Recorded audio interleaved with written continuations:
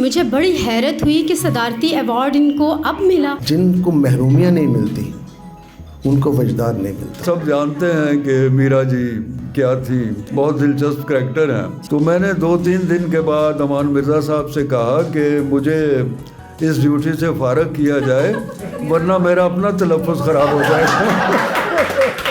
جب تیری سمت جانا پڑتا ہے راستے میں زمانہ پڑتا ہے. خواتین و حضرات، سادہ اور میٹھی زبان، خوبصورت لہجے اور جدید طرز احساس کی دولت سے مالا مال شاعر نذیر کیسر کا فن اپنی معراج پر ہے. زیر نظر کتاب میں عصر حاضر کے معروف لکھاریوں، ادیبوں اور دانشوروں نے ان کی شاعری نئی زبان اور نئے اسلوب کی شاعری قرار دیا ہے.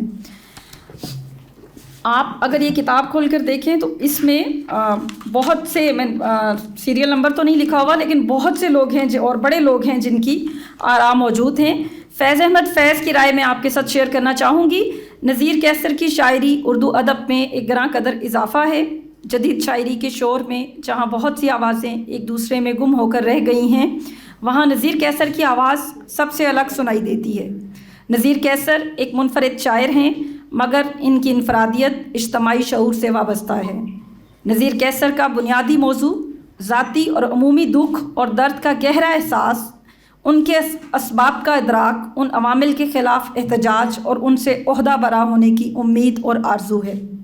نذیر کیسر کے پیرایہ اظہار میں تنوع بھی ہے اور موضوع سخن میں آدرش بھی. وہ سیدھی مگر گہری بات کرتے ہیں. نذیر کیسر کا کلام ابہام سے مبرہ ہے. ان کے جذبات اور افکار ایک صحت مند ذہن اور درد مند دل کا پتہ دیتے ہیں. وقت ضائع کیے بغیر میں اپنے پہلے مہمان مقرر کی طرف بڑھنا چاہوں گی. میری پہلی گیسٹ اسپیکر ہیں doctor Poonam Gondal. Doctor Poonam gynaecologist ہیں، شاعر ہیں، 3 کتابیں منظر عام پر آ چکی ہیں. میں آپ کی پرزور تالیوں میں دعوت دیتی ہوں ڈاکٹر پونم کو. پہلے تو سر کو بہت مبارک کہ ان کو پرائڈ آف پرفارمنس ملا، اور بہت دیر سے ملا، اور میرا خیال ہے کہ پرائڈ آف پرفارمنس کو بھی فخر ہوتا ہوگا کہ میں صحیح جگہ پہ ملا.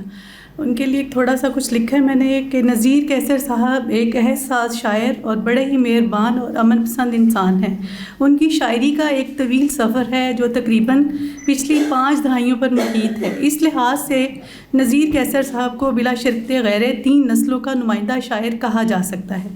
ان کی شائع ہونے والی کتابوں کی تفصیل کچھ اس طرح سے ہے. اردو شاعری کی کتاب آنکھیں، چہرہ اور ہاتھ 1968 میں شائع ہوئی. تیسری دنیا نامی ایک طویل نظم 1979 میں شائع ہوئی. گنبد خوف سے بشارت اردو شاعری کی کتاب ہے، 1992 میں شائع ہوئی. ہرے کرشنا ایک اور طویل نظم 1997 میں شائع ہوئی. اردو شاعری کی اور ایک کتاب ہے شام ہم سخن ہو 1998 میں شائع ہوئی. محبت میرا موسم ہے اردو شاعری 2013 میں شائع ہوئی. اس کے علاوہ ان کی شائع ہونے والی شاعری کی کتابوں کے نام کچھ اس طرح سے ہیں: چھاپے چڑھنے والیاں تاباں، گونجاں بھرے آسمان، سانو رب نے کافر کیتا، دوپہر کا چاند، یسوع اردو ناول، دھول میں دھنک آپ بیتی، اور اردو کلیات موسم کے نام سے شائع ہو چکی ہے. زیتون تی پتی پنجابی شاعری کی وہ شہرہ آفاق کتاب ہے جو 1975 میں چھپی تو کتاب اور شاعر کی شہرت 400 پھیل گئی. یہ بالکل ایسا ہی چمتکار تھا جیسے ندیاں اور دریا سنگلاخ پہاڑوں میں بھی اپنا رستہ خود بنا لیتے ہیں، یا زمین کے شکم میں بوئے ہوئے بیج ہر طرح کی تاریکی، گھٹن کٹنائی اور جبر کا سامنا کرتے ہوئے بالآخر لہلہاتے کھیتوں کی شکل میں دھرتی پہ اپنی رونق ہی نہیں بکھیرتے، کل عالم کو روزی روٹی اور روزگار کی فراہمی کا ذریعہ بھی بن جاتے ہیں. زیتون دی پتی ایسا ہی چھومتر تھی جس نے ادب کی بنجر کھیتوں کو سرسبز و شاداب کر دیا. اور وقت کی بہت بڑی لکھاری امرتا پریتم نے نذیر کیسر صاحب کو جن الفاظ میں خراج عقیدت پیش کیا، وہ الفاظ امر ہو کے تاریخ کا حصہ بن چکے ہیں. الفاظ پذیرائی کی حدوں سے بہت آگے ایک مہکا ہوا دیار اور حسین پھولوں کا گلدستہ ہیں. غور فرمائیے، امرتا پریتم زیتون دی پتی کو اس طرح سراہتی ہیں: من لیا کہ پہلا خدا دا نائے دوجا موت دے پرچھائیں دا، پر میری مبارک تیجے حرف نو ہے نذیر کیسر نو جدی ذات دا دیوا ہر تھاں بلدا ہے. Thank you. ادب کے بڑے بڑے شہنشاہوں بڑے دل اور اعلیٰ ظرف الفاظ میں ایک دوسرے کو خراج تحسین اور خراج عقیدت پیش کرنا میرے نزدیک دنیا کے کسی بھی بڑے اعزاز سے بڑھ کے ہے، اور میں سوچتی ہوں کہ وہ لکھاری جسے اس کے جیون میں اس کے لکھے ہوئے الفاظ معتبر کر لیں وہ انتہائی خوش قسمت ہوتا ہے، اور بلا شبہ نذیر کیسر ایسے ہی ایک خوش قسمت لکھاری اور شاعر ہیں کہ انہیں اپنے قلم کی بے انتہا طاقت کے بلبوتے پر نہ صرف اپنے ملک بلکہ پوری دنیا میں سراہا گیا، اور ان کی مشہور زمانہ پنجابی شاعری کی کتاب زیتون دی پتی جس کا پہلا ایڈیشن 1975 میں شائع ہوا اور جسے اس زمانے کے سب سے بڑے ایوارڈ آدم جی سے نوازا گیا، اسے ہمسایہ ملک کی 2 یونیورسٹیوں میں باقاعدہ نصاب کا حصہ بنا دیا گیا ہے، چندی گڑھ یونیورسٹی اور امرتسر گرو نانک یونیورسٹی۔ ہمارے لیے یہ قابل فخر بات ہے کہ ہمارے امن کے شاعر نذیر کیسر کے موتیوں جیسے الفاظ کسی بھی ویزے اور پاسپورٹ کے بنا ہی ہمسایہ ملک کی یونیورسٹیوں میں پڑھائے جاتے ہیں۔ واقعی میں امن کے نغمے سماج، مذہب، زبان اور رنگ و نسل کی قید سے آزاد ہوتے ہیں، اور امرتا پریتم جی کے بعد دوسرا شاہکار نام خالد امانویل کا ہے، جنہوں نے تقریباً 50 سال قبل چھپنے والی شاعری کی کتاب زیتون دی پتی کو اپنی ڈائری میں لکھ چھوڑا، اور 50 برس کے بعد 2023 میں گرمکھی اور شاہ مکھی میں ٹائپ کروا کے نذیر کیسر صاحب اور ان کی چہیتی بیگم عابدہ جی کو ایک خوبصورت سرپرائز دیا۔ زیتون دی پتی امن اور محبت کا پیغام ہے جسے وجدان کی چادر میں لپیٹ کے نذیر کیسر نے کمال مہارت سے پوری دنیا کے سامنے پیش کر دیا ہے۔ جب حضرت نوح علیہ السلام لوگوں تک اللہ کا پیغام پہنچا کے مایوس ہو گئے تو پھر اللہ کے حکم سے انہوں نے انسانوں، پرندوں، چرندوں اور جانوروں کا ایک ایک جوڑا اپنی کشتی میں رکھا، اور 40 دن تک موسلا دھار طوفانی بارش نے جب تمام دنیا کو نیست و نابود کر دیا، اور جب 40 دن بعد بارش کا یہ طوفان تھم گیا تو حضرت نوح علیہ السلام نے اپنی کشتی میں سے کبوتر یا فاختہ کو اڑایا۔ شام کو وہ امن کا پرندہ واپس آیا تو حضرت نوح علیہ السلام نے اسے دوبارہ اپنی کشتی میں رکھ لیا۔ چند دن بعد دوبارہ اسے اڑایا، جب وہ پرندہ لوٹا تو اس کی چونچ میں زیتون کی ہری پتی تھی۔ اس سے حضرت نوح علیہ السلام کو اندازہ ہو گیا کہ اب زمین پہ امن قائم ہے اور زندگی دوبارہ سے شروع ہو چکی ہے۔ زیتون دی پتی کا مجموعی طور پہ پیغام امن اور محبت ہے تمام دنیا کے انسانوں کے لیے، اور انفرادی طور پہ اگر نذیر کیسر صاحب کو دیکھا جائے تو وہ مجسم خلوص اور پیار ہیں۔ اللہ پاک نے انہیں محبت کی مٹی سے گوندھ کے وجدان کے پیرہن میں لپیٹ کے اس دنیا کے سپرد کر دیا ہے، اور نذیر کیسر صاحب نے بھی خدا کی اس قدر محبت اور قدردانی کا حق ادا کر دیا۔ نذیر کیسر صاحب فطرت کے بہت قریب ہیں، اور ان کی گھریلو خوشگوار زندگی اور ان کی خوبصورت شریک حیات عابدہ کیسر جی اس بات کا جیتا جاگتا ثبوت ہیں کہ وہ اپنے تاج محل کے سچے اور پکے شاہجہان اور ممتاز ہیں۔ خدا ان کی محبت کو اپنی جنت میں بھی ایک مثال بنا دے، آمین۔ نذیر کیسر صاحب کی پوئٹری کا انگریزی میں ترجمہ شہزاد انجم صاحب نیو یارک اور چنا ریمے نے انڈیا سے مل کر 2 سال میں مکمل کیا۔ کتاب کا نام ہے آئی ایم اویکن ان یو۔ 2015 میں نذیر کیسر صاحب کو ہارورڈ یونیورسٹی میں ماڈرن پوئٹری پہ لیکچر کے لیے مدعو کیا گیا۔ مزید بھی ان کی کئی کتابوں پہ کام جاری ہے۔ مختصر نذیر کیسر صاحب ایک ایسی محبتی، پرامن اور خدا کے نزدیک ایسی شخصیت ہیں کہ ان کے بارے میں بجا طور پہ کہا جا سکتا ہے کہ جن سے مل کے پیار ہو جائے وہ آپ نے دیکھے نہ ہوا ہے مگر ایسے بھی لوگ۔ تھینک یو سو مچ۔ ہمارے ساتھ سامعین میں بڑے خوبصورت نام اور بڑے نام موجود ہیں جو آج اس تقریب میں شرکت کے لیے آئے ہیں۔ ممتاز راشد لاہوری صاحب کو دیکھا تو مجھے انہی کا رائٹ اپ میں نے کھولا۔ اس میں یہ لکھتے ہیں کہ نذیر کیسر صاحب کے بارے میں لکھتے ہیں کہ وہ کلام سنانے سے قبل جو چند ایک بنیادی باتیں بتاتے ہیں وہ کئی کتب کے مطالعے پر بھاری ہوتی ہیں۔ ان کا کہنا ہے کہ شاعری میں نو بنو پہلو سامنے آنے چاہیے۔ میر و غالب و اقبال جو کچھ شاعری میں نہیں کہہ پائے وہ آج کے شاعر کو کہنا چاہیے، پر اپنی علامتوں کو نئے مفاہیم دیے جانے چاہیے۔ منفی انداز کی روایتی شاعری سے جان چھڑا کر مثبت شاعری کی جانی چاہیے، مثبت رویوں کی شاعری، مثبت قدروں کی شاعری، باہمی محبت کی شاعری اور باہمی اثار اور یگانگت کی شاعری۔ یہ ہے نذیر کیسر کی شاعری۔ ہماری اگلی گیسٹ اسپیکر جو ہمارے ساتھ موجود ہیں سعدیہ قریشی صاحبہ، اور بہت اچھی دوست ہیں میری، کالم نگار ہیں، بہت اچھی تحریریں لکھتی ہیں۔ ان کی کتاب کی تقریب بھی اسی ہال میں منعقد ہوئی تھی۔ میں آپ کی پرزور تالیوں میں دعوت دیتی ہوں محترمہ سعدیہ قریشی صاحبہ۔ بسم اللہ الرحمن الرحیم۔ السلام علیکم۔ سب سے پہلے تو میں یہ بتاؤں کہ مجھے آج صبح پتہ چلا کہ میرا نام مقررین کی فہرست میں ہے۔ نذیر کیسر صاحب ایک ایسے شاعر ہیں جن پر بہت کچھ کہا جا سکتا ہے اور بہت طریقے اور قرینے اور سلیقے سے کہنا چاہیے. تو میں تو یہ اعتراف کرتی ہوں کہ مجھے تو آج صبح پتہ چلا. بہرحال میں نے نذیر کیسر صاحب کو پڑھا ہے, پڑھتی رہتی ہوں, ان پہ میں نے لکھا بھی. تو کچھ باتیں میں اپنے کالم کا ایک اقتباس چھوٹا سا وہ بھی پڑھوں گی اور بات بھی میں آپ سے کروں گی. سب سے پہلے تو جب مجھے اس دفعہ پتہ چلا کہ نذیر کیسر صاحب کو صدارتی ایوارڈ ملا تو مجھے بڑی حیرت ہوئی کہ صدارتی ایوارڈ ان کو اب ملا. اور جب میں نے پوچھا, میں اور میرے میاں صاحب ہم لوگ گئے بھی ان سے ملنے, اور جب میں نے پوچھا تو انہوں نے مطلب کوئی گلہ نہیں, کوئی شکوہ نہیں. میرے لیے یہ بات بڑی حیران کن تھی کہ ایک شخص جس کو پوری دنیا سراہتی ہے, جس کی شاعری ہزاروں میں ایک منفرد اور یگانہ دکھائی دیتی ہے, اور میں سمجھتی ہوں کہ اگر ان کی شاعری کا ترجمے دوسری زبانوں میں بھی ہوتے, آئی ڈونٹ نو کہ ہوئے ہیں کہ نہیں ہوئے, تو یہ ہوئے ہیں, تو یہ بہت مطلب ایک بالکل ایک الگ رنگ ہے زندگی کا, بالکل ایک الگ زاویہ, ایک الگ ذائقہ شاعری کا ملتا ہے. تو مجھے نذیر کیسر صاحب کہتے ہیں کہ نہیں, میں تو اس پہ بھی حیران ہوں کہ اب بھی مل گیا بغیر کسی اس کے.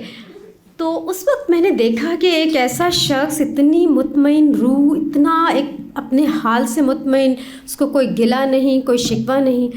تو مجھے ویسے بھی کچھ کریز تو تھی کہ ان کی شاعری میں ہمیشہ خوبصورتی ہے, محبت ہے, اور ایک ایسی فضا ہے, ایک ایسی خوبصورت پینٹنگ کی طرح کی فضا ہے.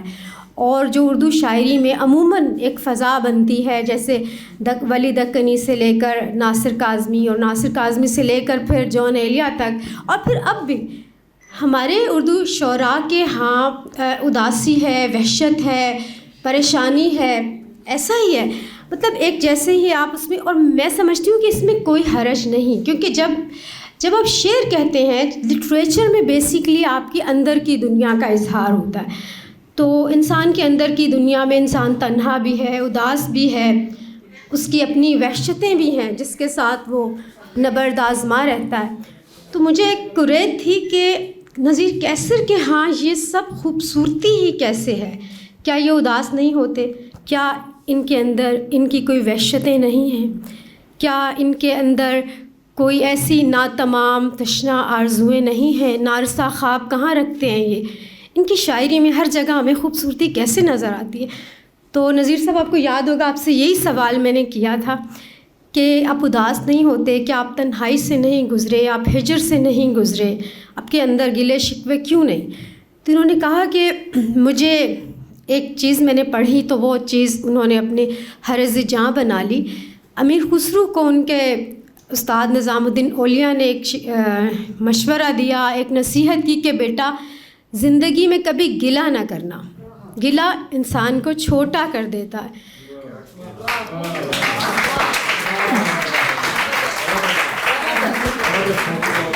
یہ ہے ہمارے نذیر کیسر جنہوں نے زندگی میں کبھی گلہ نہیں کیا, اس لیے کہ ان کی جو شعری کائنات ہے, ان کا جو تھاٹ پروسیس ہے, اس کے اندر خدا ہے, کائنات ہے, محبت ہے, ان کی محبوبہ ہے, اور قدرت کے فطرت کے مظاہر ہیں. پھول ہے, بارش ہے, چھاؤں ہے, دھوپ ہے, پرندے ہیں, گلاب ہیں, اور ایک ایسی حسین کائنات ہے. جب ہم اس کے اندر داخل ہوتے ہیں تو آپ یقین کریں کہ ہم مبہوت رہ جاتے ہیں. It mesmerise the reader. ایسی میں نے جب ان کو پڑھا, مطلب میں ریئلی میسمرائزڈ رہ گئی تھی ان کی شاعری میں جو حسن کے مظاہر دیکھ کر. میں انگریزی لٹریچر کی بھی ایک طالب علم ہوں, میں نے پڑھا ہے ڈگری کی حد تک. تو جب میں نے پڑھا تو میں نے جب نذیر کیسر صاحب کو پڑھا تو مجھے لگا کہ ہم نے ورڈزورتھ کو بنایا کہ ایک وہ نیچر کا شاعر ہے, اس کے ہاں نیچر بہت ہی ایک اپنے انتہا کی خوبصورتی کے ساتھ نیچر ان کی شاعری میں نظر آتی ہے. لیکن سچ تو یہ ہے کہ نذیر کیسر کی شاعری کے اندر نیچر جس طرح سے آشکار ہوتی ہے, اور ایک انسان کا قدرت کے مظاہر کے ساتھ جو تعلق نذیر کیسر صاحب بناتے ہیں, ورڈزورتھ سے وہ کہیں آگے ہیں, کہیں آگے. اور دوسری ایک چیز جو میں آپ کے ساتھ شیئر کرنا چاہتی ہوں، اگر ٹائم زیادہ ہو جائے مجھے بتا دیجیے گا، کیونکہ میں I am not that much prepared کہ مجھے اتنا ٹائم میں جو بات کرنا ہے چاہتی ہوں وہ ضرور آپ سے. ایک اور بات جو مجھے ایسا لگا کہ نذیر کیسر صاحب نے شاید زندگی میں محبتیں پائی ہیں، لوگ ان پہ بہت فریفتہ رہے، محبتیں بہت پائیں، ان کے ہاں جو ایک دکھ ہے، جو ایک رنج کی کیفیت ہے، جو ایک شاعر کی فاؤنڈیشن ہوتی ہے، اس کے تھاٹ پروسیس ایک خاص ہجر سے نکلتا ہے. ضروری نہیں کہ وہ مرد کے لیے عورت کا ہجر ہو یا عورت کے لیے مرد ہی کا ہجر ہو، کوئی چیز بھی ہو سکتی ہے، ہو سکتا ہے اس کے ذاتی دکھ بھی ہو سکتے ہیں. تو یہ کتاب جس کی آج تقریب رونمائی ہے، اس کو پڑھتے ہوئے میں ایک جگہ بالکل ٹھٹک کے رہ گئی، اور نذیر کیسر صاحب کے بچپن کی ایک پرچھائی تھی یاد کی، اور وہ اتنی تکلیف دہ تھی کہ آپ یقین کریں کہ میں اس پہ رک گئی، میں ٹھہر گئی. بچپن میں ماں اور باپ نہیں تھے، اور تنہا ہے ایک بچہ بالکل چھوٹا سا 4 سال کا، اور گھر ہے، اکیلے گھر میں وہ تنہا ہے اور روتا ہے، اور کس سے کہتا ہے؟ دیواروں سے. مطلب جسٹ امیجن کہ اس بچے کی نفسیات کتنے بڑے دکھ سے وہ گزرے. اور یہ دکھ مجھے یقین ہے، میں تو یہ کہتی ہوں، دنیا کے تمام نفسیات دان بھی یہ کہتے ہیں کہ ان عمروں میں ملنے والے دکھ کبھی آپ سے جدا نہیں ہوتے. دراصل آپ کی جو شخصیت کا تانا بانا ہے انہی عمروں میں ملنے والی خوشیاں اور دکھ بناتے ہیں. اور وہ تنہا بچہ جو اب دیواروں سے اتنی چھوٹی عمر میں اپنے دکھ کہتا تھا، وہ آج نذیر کیسر ہے. اور اللہ تعالیٰ کا خاص کرم یہ ہوا کہ ان کے اندر کا جو کریٹو پروسیس ہے وہ ایسا ہے کہ یہ دنیا کی بدصورتیاں، دنیا کے دکھ اور دنیا کے مسائل جب اس پروسیسر میں ڈالتے ہیں تو وہ اس کو اس قدر بیوٹیفائی کر دیتا ہے کہ ہم اس خوبصورتی کو دیکھ کر حیران رہ جاتے ہیں، مبہوت رہ جاتے ہیں. یہ ہیں ہمارے نذیر کیسر صاحب. اور نذیر کیسر صاحب کے 1-2 اشعار: بارش ہوتی ہے مٹی میں کرنیں بوتی ہے، بچہ ہنستا ہے کرنوں سے ناؤ بناتا ہے. اور اس کے مقابل وہ بچہ رکھیں جو ان کا اپنا ماضی ہے. تو کتنا بڑا کنٹراسٹ ہے، لیکن ان کے اندر کا کریٹو پروسیس بہت ہی امیزنگ ہے، بہت ہی حیران کن ہے. یہی وجہ ہے کہ ان کی شاعری بہت حیران کن ہے، ایسی شاعری آپ کو نہیں ملے گی. اور جس طرح سے میں سمجھتی ہوں ایک شعر بھی اگر ہم نے ان کا پڑھ لیا تو وہ ہمیں قید کر لیتا، ہم اس کے گرفتار ہو جاتے ہیں. اور بجا طور پر نذیر کیسر نے کہا کہ حرف سے کونپلیں نکل آئیں، میرا لکھا پڑھا قبول ہوا. بہت بہت شکریہ. بہت خوبصورت انداز سعدیہ قریشی صاحبہ، بہت شکریہ.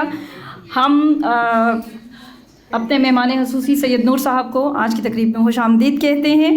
نذیر کیسر صاحب ہر زمانے کے شاعر ہیں. ہم سب پرزور تالیوں میں انہیں صدارتی ایوارڈ ملنے پر مبارکباد پیش کرتے ہیں. سر دیر آیت درست آیت، آیا تو صحیح.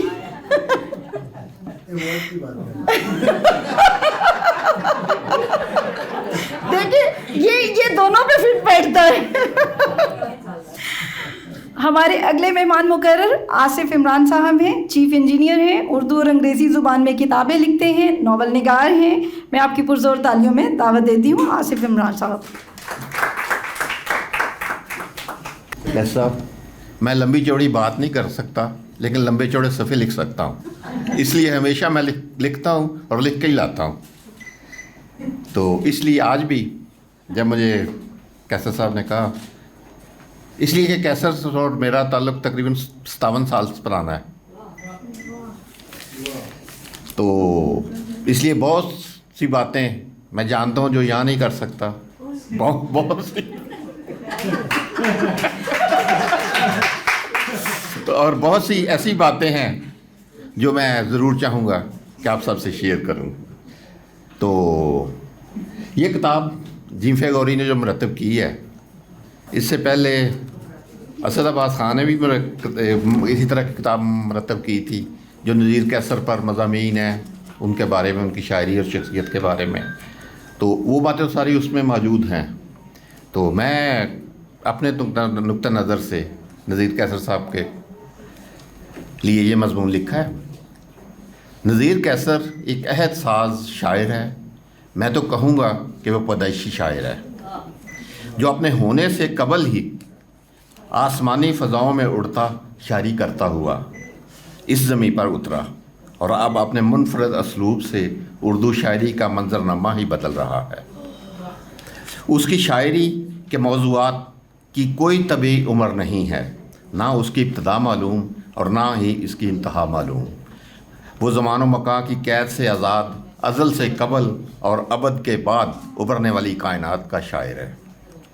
نذیر کیسر کی شاعری کے موضوعات تو تخلیق کائنات سے قبل ہی جنم لے چکے تھے، اور اگر اس منظر کو تخیل کی سطح پر دیکھا جائے تو میں یوں محسوس کرتا ہوں کہ اس کی روح اس کی پیدائش سے قبل ہی آسماں کی نیلگوں وسطوں میں چاند ستاروں کے ساتھ آنکھ مچولی کھیلا کرتی تھی۔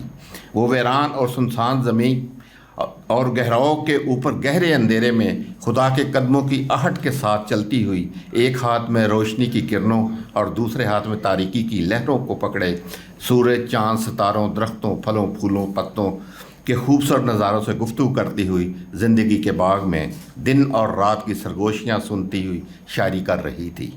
اور جب خدا نے 5 جنوری 1945 کو نذیر کیسر کو ضلع ہوشیارپور پنجاب انڈیا کے ایک مسیحی گھرانے میں اتارا تو تب ہی سے اس کی شاعری لمحہ لمحہ کائنات کی بساط پر اتر رہی ہے۔ نذیر کیسر نے ایک ملاقات میں بتایا کہ میری والدہ مجھے چند دن کا ہی چھوڑ کر ہمیشہ کے لیے میری زندگی سے منہ موڑ گئی، اور میرے والد اس وقت فوج میں ملازمت کی وجہ سے جیل میں رہتے تھے۔ والد نے میری پرورش اور تعلیم و تربیت کی ذمہ داری اٹھائی اور مجھے ماں اور باپ بن کر پالا۔ حالانکہ عزیزوں، رشتہ داروں اور دوستوں نے دوسری شادی کے لیے بہت کہا، مگر وہ میری خاطر دوسری شادی پر راضی نہ ہوئے۔ جیل میں ان کے دوست لالا اوتار نارائن گجرال ان کے پڑوسی تھے، جن کی اہلیہ نے ماں کی طرح میری پرورش میں اہم کردار ادا کیا۔ ابھی میں 2.5 سال کا ہی تھا کہ تقسیم ہند کے وقت گجرال خاندان نے انڈیا شفٹ ہونے کا فیصلہ کیا، اور میرے والد کو بھی کہا کہ وہ بھی ان کے ساتھ انڈیا شفٹ ہو جائیں تاکہ بچے کی پرورش میں مشکل پیش نہ آئے، مگر میرے والد نے ہجرت کرنے سے انکار کر دیا اور پاکستان میں ہی رہے۔ بعد ازاں لالا اوتار نارائن کا بڑا بیٹا اندر کمار گجرال انڈیا کا وزیر اعظم بھی بنا، اور میں نے ان سے 1997 میں مرزا غالب ڈے پر دہلی میں اعزازی شال وصول کی، اور ان سے ایک تفصیلی ملاقات بھی ہوئی جس میں انہوں نے مجھے انڈیا شفٹ ہونے کی پیشکش کی، مگر میں نے انکار کر دیا۔ نذیر کیسر نے مزید بتایا کہ ابتدائی تعلیم کے لیے والد نے آرمی پبلک اسکول میں داخل کرایا، کیونکہ میں جسمانی طور پر کمزور تھا، اس لیے اسکول میں سخت جسمانی تربیت سے گھبرا کر اسکول چھوڑ دیا۔ میرا علم نصابی نہیں بلکہ کائنات میری استاد بنی۔ بچپن میں سارا دن سڑکوں پر گھومنا، دیواروں سے باتیں کرنا، آوارہ کتوں کے بچوں سے دوستی کرنا، درختوں پر بنے گھونسلوں میں سے گرے ہوئے انڈوں اور بچوں سے کھیلنا، گھر سے باہر باغ، پرندے، شجر، دریا، ٹھنڈی سڑک، سب میرے ساتھ باتیں کرتے اور کھیلتے رہتے، مگر گھر کے اندر ایک اکیلا بچہ، ارد گرد کوئی نہیں، ہر طرف سناٹا ہے، تنہائی ہے اور خاموشی ہے، اور بچے کی بے بسی ہے۔ اس کے لیے زندہ رہنے کا سہارا کیا تھا سوائے اس کے اپنی ذات کے، اپنی آنکھوں کے، اپنے چہرے کے، اپنے ہاتھوں کے۔ یہی آنکھیں، چہرہ، ہاتھ ہی میرے لیے میرا وسیلہ حیات تھے۔ یوں محرومی، تنہائی، بے کسی، بے چارگی کا شدید جذبہ بچپن سے ہی میرے قلب و نظر پر چھا گیا۔ میرا بچپن آج بھی جیلم چھاؤنی میں دریائے جیلم کے کنارے بنگلہ نمبر 9 کے ساتھ کمپنی باغ میں پرندوں، درختوں، پھلوں، پھولوں، پتوں کی رنگین فضاؤں میں کھیل کود کر رہا ہے۔ جب میں نے شاعری شروع کی تو یہی احساسات تھے جن کی آنچ میں تپ کر میری شاعری نکھرتی چلی گئی۔ دراصل بچپن میں ہی میرا رشتہ اس کائنات سے جڑ گیا اور وقت کے ساتھ ساتھ گہرا ہوتا چلا گیا، اور شاید اسی لیے میری شاعری کے بنیادی عناصر یہی فطری عناصر فطرت ہیں۔ یہ 2-4 شعر۔ جہاں سے میرے جسم کو ایک دن اگنا ہے، میں اس بانج مٹی کو ڈھونڈتا رہتا ہوں۔ غرض اس سے نہیں وہ کون ہے، کس بیس میں ہے، میں کہاں پر ہوں، مجھے میرا پتہ بتا دے کوئی۔ گلاب بہتا رہا خواہشوں کے پانی میں، ہوائیں چلتی رہیں اور دیا مچلتا رہا. جنگل کا وہ سفر بھی مبارک ہوا مجھے جب چل رہا تھا خدا میرے سامنے. سورج کا بدن خاک سے اگتا ہوا دیکھوں, حسرت ایک منظر کوئی سوچا ہوا دیکھوں. یہ نذیر کیسر کی شاعری ہے. نذیر کیسر کی شاعری رنگ روشنی, انسان دوستی, محبت, امید, حسن, نیکی اور خوبصورتی کی مظہر ہے. وہ اپنی شاعری میں نئے آسمان اور نئی زمین تخلیق کرتا ہے. نذیر کیسر کی شاعری پڑھتے ہوئے یوں محسوس ہوتا ہے کہ وہ فضاؤں میں بکھری سرگوشیوں میں سے خدا کی آواز پہچان کر لفظوں کی طلسمی فضا میں اس سے باتیں کرتا ہے تو کشف کی کیفیت میں نئے نئے خیال الہام کی طرح اس کے ذہن میں اترتے چلے آتے ہیں. نذیر کیسر کی شاعری ان سے پہلے ہونے والی شاعری سے منفرد اور مختلف تو ہے ہی, مگر اس کی شاعری نے ان کے ہم اثر اور آئندہ نسلوں کی ہونے والی شاعری سے بھی یکسر الگ اور منفرد لگتی ہے. اسی لیے آج تک نذیر کیسر تخلیقی سفر میں تھکن کا شکار نہیں ہوا اور 60 سال سے مسلسل لکھ رہے ہیں, اور وہ اپنے مخصوص استعاروں سے نئی نئی شکلیں اور نئے نئے منظر تخلیق کرتا ہے. نذیر کیسر سے میری ملاقات شاید اکتوبر 1966 یعنی آج سے تقریباً 57 سال قبل ہوئی تھی, جب میں اس وقت FSC کالج میں فرسٹ ایئر سائنس گروپ کا طالب علم تھا. ایک دن اپنے دوست یوسف نیئر سے کے ساتھ نذیر کیسر سے ملاقات کے لیے ان کے رہائش گاہ ماڈل ٹاؤن پہنچے تو گیٹ پر ایک 20-21 سالہ خوبرو لڑکا, دراز قد, صاف رنگ, چمکتا چہرہ, گہری سوچ میں ڈوبی آنکھیں, سفید شرٹ اور بلیک پینٹ میں ملبوس کہیں جانے کی تیاری میں کھڑا تھا. ہم نے کہا ہمیں نذیر کیسر صاحب سے ملنا ہے. اس نے کہا میں ہی ہوں. ہم نے اپنا تعارف کرایا تو اس نے کہا چلو کمرے میں بیٹھ کر بات چیت کرتے ہیں. کمرہ کیا تھا, ہر طرف کتابیں ہی کتابیں اور مختلف ادبی رسائل بکھرے ہوئے. یہ دیکھ کر حیرت کا ایک تیز جھونکا چھو کر گزر گیا. ہمیں جہاں جگہ ملی بیٹھ گئے اور باتیں کرنے لگے. دوران گفتگو اس کی مسکراہٹ کی ہلکی پھلکی فوار ہمارے چہروں پر برستی رہی. اس کی باتیں ہماری سماعت کی دیواروں سے ٹکراتی ہوئی دل و دماغ میں اترتی رہیں. پھر اس نے بتایا کہ اسے رسالے لیل و نہار کے دفتر جانا ہے, اس لیے ہم نے اجازت چاہی اور واپس کالج آ گئے. مگر ملاقاتوں کا نہ ختم ہونے والا سلسلہ آج تک جاری و ساری ہے. نذیر کیسر ایک ملنسار شخصیت ہیں. ان سے دوستی اپنی جگہ پر, مگر دل میں ان سے خاص جذباتی لگاؤ کا چراغ روشن ہے. ان کی شاعری اور شخصیت کو اگر نقطے پر سمیٹا جائے تو وہ مرکزی نقطہ صرف محبت کا ہے. محبت وہ جو انسان سے کرتا ہے, محبت وہ جو کائنات سے کرتا ہے, محبت وہ جو خدا سے کرتا ہے. نذیر کیسر کے مزاج سے پھوٹنے والی محبت بھرے جرنوں نے شاعری کی روح کی تشنگی کو سیراب کر رکھا ہے. اس کی شاعری نے ماضی, حال, مستقبل کی اردو شاعری کا منظرنامہ ہی بدل دیا ہے. دلکش انداز فکر و سخن اور اچھوتے لب و لہجے کے حامل شاعر نذیر کیسر کا پہلا شعری مجموعہ آنکھیں چہرہ ہاتھ 1968 میں شائع ہوا. یہ کتاب نذیر کیسر کی فنی عظمت اور خداداد شاعرانہ صلاحیتوں ہم اثر اور پیشور شعراء سے منوانے کا باعث بنی. 1958 سے لے کر 2023 تک نذیر کیسر کی شعری سفر تقریباً 6 دہائیوں پر مشتمل ہے, جس میں ان کے 11 مجموعے شائع ہوئے, 9 اردو کے اور 2 پنجابی کے. پنجابی کا پہلی کتاب زیتون کی پتی 1975 میں شائع ہوئی, جس کو آدم جی ایوارڈ بھی ملا. 1975 میں کہ امرتا پریتم نے اس کتاب پر اپنی رائے لکھ کر اس عہد کی شہادت یوں قلم بند کی, مان لیا کہ پہلا حرف خدا کا نام ہے, دوسرا موت کی پرچھائی کا, مگر میری مبارکباد تیسرے حرف کو یعنی نذیر کیسر کو, جس نے ذات کا چراغ ہر جگہ روشن ہے. میں اکثر سوچتا تھا کہ نذیر کیسر کی شاعری کے چراغ کی روشنی سرحد پار امرتا پریتم کو تو نظر آ گئی, مگر ہمارے ہاں ادب کے معماروں اور فیصلہ سازوں کو تغمہ حسن کارکردگی کے ایوارڈ کے لیے چراغ تلے اندھیرا ہی اندھیرا نظر آتا رہا. کیا یہ بات کسی قومی المیہ سے کم نہیں کہ جدید غزل کے معماروں میں شمار ہونے والے احساس شاعر نذیر کیسر کو 3-4 بار ایوارڈز کے لیے نامزد ہونے کے باوجود اس ایوارڈ کے قابل نہیں سمجھا گیا. حالانکہ کئی سال پہلے اس ایوارڈ کے لیے نام فائنل ہونے پر نذیر قیصر کو مبارکباد کے فون بھی آئے، مگر آخری لمحے میرٹ کی دجیاں بکھیرتے ہوئے کوئی سفارشی یہ ایوارڈ لے اڑا۔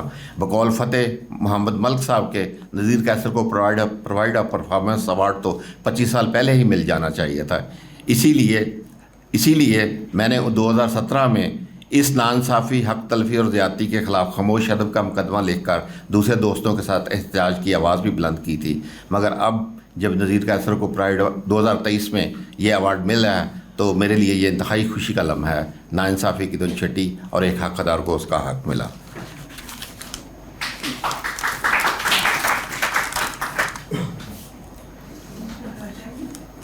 یہ آخری پیرا، اس کو بھی ذرا سونی لیں۔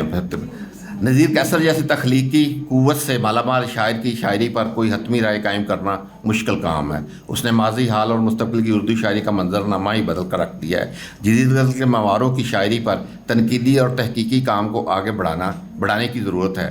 اگرچہ ان کی شاعری پر مختلف کالجز اور یونیورسٹیز میں ایم فل اردو کی ڈگری کے لیے تحقیقی مقالات لکھے جا چکے ہیں، لیکن جیسے جیسے یہ سلسلہ آگے بڑھے گا نذیر قیصر کی شاعری کی مختلف پرتیں کھلتی جائیں گی۔ حال ہی میں خومن کرسچن کالج یونیورسٹی سے ایم فل اردو کے ایک طالب علم یوحنا جان نے نذیر قیصر کی شاعری پر بائبل مقدس کے اثرات کے عنوان سے اپنا تحقیقی مقالہ لکھ کر ایم فل اردو کی ڈگری حاصل کی۔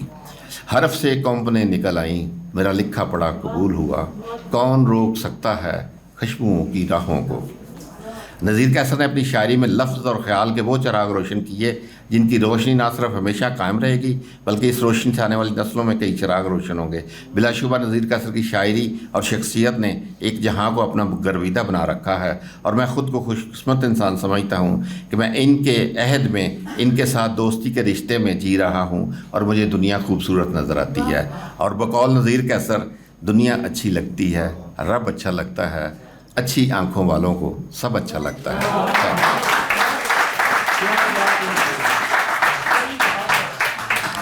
بہت شکریہ سر، آپ نے بہت اچھا پڑھا، اور سب سے اچھی بات یہ ہے کہ سر میری پرچی کو بالکل خاطر میں نہیں لائے اور سر چکائے اپنا۔ حالانکہ میں بہت شرمندہ تھی کہ میں یہ کہہ رہی ہوں وقت کی کمی ہے، میری مہمان مقررین سے گزارش ہے کہ کم پڑھیے گا تاکہ ہم اپنے سینئرز کو زیادہ سن سکیں۔ یہ کتاب میں دیکھ رہی تھی اور اس میں ظفر اقبال صاحب لکھتے ہیں کہ نذیر قیصر نہ صرف جدید طرز احساس کی دولت سے مالا مال ہیں بلکہ یہ جدید طرز احساس وہ آگے بھی تقسیم کرتا ہے۔ اس کے نہایت اعلیٰ درجے کے شاعر ہونے میں کوئی کلام نہیں۔ نذیر قیصر کا شمار جدید غزل کے ان گنے چنے چند بنیاد سازوں میں ہوگا جو شاعری کا منظرنامہ ہی تبدیل کرتے نظر آتے ہیں، کیونکہ شاعری اس کی کمٹمنٹ ہی نہیں، مسئلہ بھی ہے، جبکہ فی زمانہ شاعری اکثر شعراء کا مسئلہ نہیں بن پا رہی۔ میری اگلی مہمان مقرر ڈاکٹر نوشین خالد پنجاب یونیورسٹی میں اسسٹنٹ پروفیسر ہیں، خانہ فرہنگ ایران سے منسلک ہیں۔ واٹر مینجمنٹ پر ان کی 2 کتابیں منظر عام پر آ چکی ہیں، روزنامہ چنگ میں فیچرز لکھتی ہیں۔ آج کی تقریب کی جتنی بھی یہ کاوش تھی ان کا سہرا ڈاکٹر نوشین خالد کے سر جاتا ہے۔ میں آپ کی پرزور تالیوں میں اظہار خیال کی دعوت دیتی ہوں ڈاکٹر نوشین کو۔ معزز خواتین و حضرات، السلام علیکم، اور معزز مہمانان گرامی، سلام و احترام۔ آج کی تقریب نذیر قیصر صاحب کی کتاب کی لانچنگ بھی ہے اور ان کے اعزاز میں بھی ہے۔ اعزاز میں اس طرح کہ جب ہمیں پتہ چلا کہ انہیں پرائڈ آف پرفارمنس سے نوازا جا رہا ہے تو ہم نے سوچا کہ ان کے دوستوں کو اکٹھا کرنا چاہیے، اور آج یہاں شعراء کی ایک بڑی تعداد موجود ہے۔ منشا قاضی صاحب میرے سامنے بیٹھے ہیں، انہوں نے ان پہ لکھا ہوا ہے، ممتاز راشد لاہوری صاحب، محمد علی صابری صاحب، اور مجھ سے کوئی نام مس نہ ہو جائے آپ تو میں معذرت کہوں کوئی نام رہ جائے، کیونکہ جتنے لوگ یہاں بیٹھے ہیں سارے ہی ادیب ہیں، شعراء ہیں، لٹریچر لکھنے والے ہیں، تو وقت کی کمی کی وجہ سے سب کو تو نہیں موقع مل سکتا، لیکن آپ لوگ شامل ہوئے ہیں تو آپ نے نذیر قیصر صاحب سے اپنی محبت کا ثبوت دیا ہے۔ اور ان کے بارے میں ایک بات کروں، ان کے ایک شاگرد ہیں اور ہمارے بڑے اچھے شاعر ہیں عرفان صادق صاحب، وہ کہتے ہوتے ہیں کہ ہم نذیر قیصر کے دور میں زندہ ہیں۔ یہ ہماری خوش نصیبی ہے کہ ہم نے انہیں اپنی آنکھوں سے دیکھا ہے، ہم میں سے بہت سونے جو 70 کی دہائی کے بعد کی پیدائش ہیں انہوں نے فیض احمد فیض کو نہیں دیکھا یا ساحر لدھیانوی سے نہیں ملے، اور یہ ہماری خوش نصیبی ہے کہ ہم نے انہیں دیکھا. یہ اتنے ہمارے سینئر شاعر ہیں، پاکستان کی بہت سی فلموں کے انہوں نے لازوال گیت لکھے ہیں. محمد علی زیبا کے میرے ہمدم میرے ساتھی میں تیری ہمدم ساز ہوں، اور دیواروں سے باتیں کرنا اچھا لگتا ہے، اسے بھارت میں بھی کاپی کیا گیا. اور تمہارے شہر کا موسم بڑا سہانا لگے. لاہور کا موسم تو آج ان کے آنے سے ہی سہانا ہو گیا ہے، اور جب میں یہ گانا سنتی ہوں تو دل کا موسم بھی سہانا ہو جاتا ہے. اور ایک اور بات ان کے بارے میں کروں جو مجھے بڑی اچھی لگتی ہے اور منفرد ہے، عام طور پہ جو شعراء ہیں نا وہ اپنی بیگمات کو کہیں ساتھ نہیں لے کے جاتے کسی تقریب میں کیونکہ جب وہ شعر کہتے ہیں نا تو ہر لڑکی یا خاتون یہی سمجھتی ہے کہ یہ تو میرے لیے ہے، یہ میرے سوٹ کے بارے میں انہوں نے کہا ہے، یہ میرے بالوں کے بارے میں کہا ہے، تو وہ ان کے نا موقع کم ہو جاتے ہیں. یہاں پہ یہ جتنی تقریب ہے نا یہ ان کی بیگم صاحبہ کی مشاورت سے ہوئی ہے، اور یہ جو کچھ کرتی ہیں بیگم صاحبہ ان کا شیڈول دیکھتی ہیں، ان کی ڈائری ان کے پاس ہوتی ہے، سامنے بیٹھی ہیں محترمہ عابدہ کیسر صاحبہ. اور ایک اور یہ ان کی اصل جو ہیں وہ ممتاز محل ہیں ان کے گھر کی نا. اور سب سے اچھی مجھے ان کی وہ شاعری لگتی ہے جو انہوں نے اپنی بیگم صاحبہ کے لیے لکھی ہوئی ہے ہاں ساری ان کے لیے.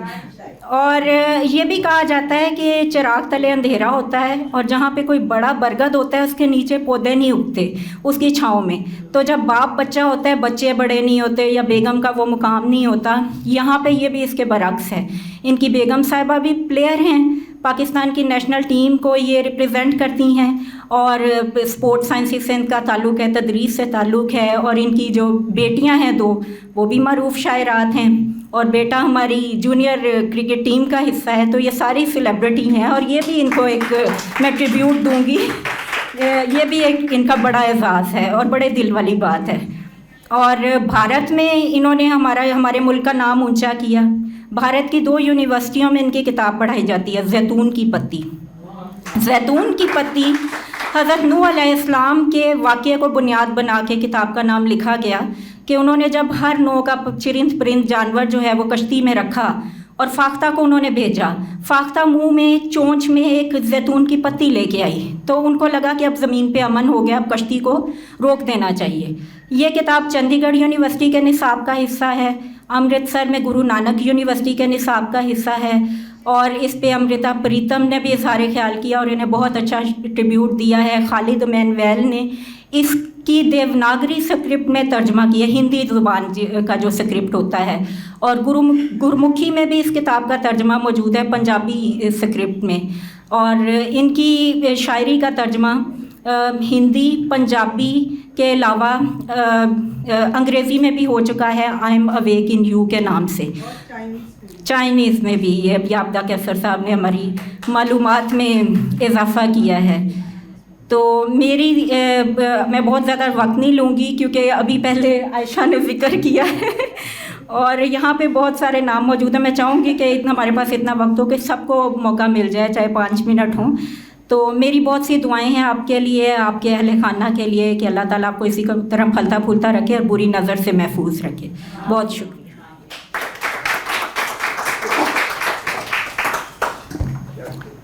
بہت شکریہ ڈاکٹر صاحبہ، آپ نے بہت مزے کی باتیں کی اور دل سے بات کی گئی دل تک پہنچتی ہے. میں بالکل آج کی تقریب جاری ہے اور اس کے راستے میں حائل نہیں ہوں گی. ہمارے اگلے مہمان مقرر ہیں صفی لاہوری صاحب، فارسی کے پروفیسر ہیں، خانہ فرہنگ سے منسلک ہیں، فارسی میں شاعری اور فارسی شعراء کے کلام کا اردو زبان میں ترجمہ کر چکے ہیں. ایرانی شاعر فردوسی پر بھی انہوں نے کام کیا ہے. اب ان کی شاعری کی کتاب اردو زبان میں بھی منظر عام پر آ رہی ہے. آپ کی پرزور تالیوں میں اظہار خیال کی دعوت دیتی ہوں. بسم اللہ الرحمن الرحیم. ایک شاعر کیا ہوتا ہے؟ ایک شاعر بنیادی طور پر وجدان سے بنتا ہے، اپنے اندر کے باطن سے بنتا ہے، اپنی اندر کی خوبصورتی سے بنتا ہے. اور آج یقیناً یہ معلومات میں ہر وقت انسان کے اضافہ ہوتا رہتا ہے کہ ایک ایسا بچہ جس نے اپنی انجام طفولیت اور آغاز طفولیت، یعنی اس نے اپنے انتہائی بچپن میں اتنا بڑا صدمہ جھیلا اور اس کے بعد وہ اتنا بڑا مثبت انسان اور مثبت شاعر بن کے سامنے آیا، اس کی کوئی نظیر نہیں ہے۔ یعنی اتنی منفیت اپنی زندگی کے بالکل آغاز میں دیکھنے کے بعد، جسے محرومی کہہ سکتے ہیں آپ، اس محرومی کو اپنے اوپر طاری نہیں ہونے دیا، بلکہ ایک مثبت انسان کے طور پر آگے چلتا رہا۔ یہ ایک بہت بڑی کسی انسان کی بطور انسان اچیومنٹ ہو سکتی ہے، اور اس کو جتنا بھی سراہا جائے وہ کم ہے، یہ نظیر کیسر۔ اور میں سمجھتا ہوں کہ چونکہ میں بھی بچپن میں ایک مسیحی اسکول میں تعلیم میں نے حاصل کی، تو اس اعتبار سے میں کہہ سکتا ہوں کہ جو ایک مسیحی شاعر ہونے کے ناطے اور ایک مسیحی قوم کے ایک نمائندہ شاعر ہونے کے ناطے انہوں نے برصغیر میں جو اپنا چرچا کیا، وہ اس بات کی دلالت کرتا ہے کہ واقعتاً ہمارے پاس یہ جو ایک خاص قسم کی ہماری کمیونٹی ہے، مسیحی کمیونٹی، یہ بہت ہی مثبت لوگ ہیں، اور ان کے ایک نمائندہ شاعر کے طور پر جس طرح آقا کریم صلی اللہ علیہ وسلم کے حوالے سے انہوں نے جو نعت گوئی فرمائی ہے، وہ بھی اپنی ایک مثال آپ ہے۔ اس کے لیے بھی نذیر کیسر صاحب کو جو ہے جتنی بھی ان کی داد دی جائے وہ کم ہے، اور یقیناً یہ عہد نذیر کیسر صاحب کا عہد ہے، اور ہم لوگوں کو بتائیں گے کہ ہم نذیر کیسر صاحب کے عہد میں زندہ و سلامت تھے۔ Thank you, so kind of. بہت شکریہ سر۔ یہ بڑے مزے کی بات ابھی کی ڈاکٹر صاحبہ نے کہ جی نارملی صرف شاعر نہیں، ادیب اور بہت سے لوگ، میں اپنے معاشرے کے مردوں سے یہ شکوہ کرتی ہوں کہ وہ اکثر اپنی خواتین کو بڑا چھپا کے اور ڈھک کے رکھتے ہیں، اور یہ ایک بڑا اس طرح سے آئیڈیل سچویشن ہوتی ہے جہاں بیگم اپنے شوہر کے شانہ بشانہ کھڑی ہوں اور ان کے ساتھ چل رہی ہوں۔ تو ہمارے ساتھ عابدہ کیسر صاحبہ موجود ہیں، یہ نذیر کیسر صاحبہ کی کیسر صاحب کی شریک حیات ہیں۔ یہ کس نظر سے دیکھتی ہیں ان کو بطور شاعر، بطور شوہر، بطور باپ؟ یہ اپنے جذبات ہمارے ساتھ شیئر کریں گی۔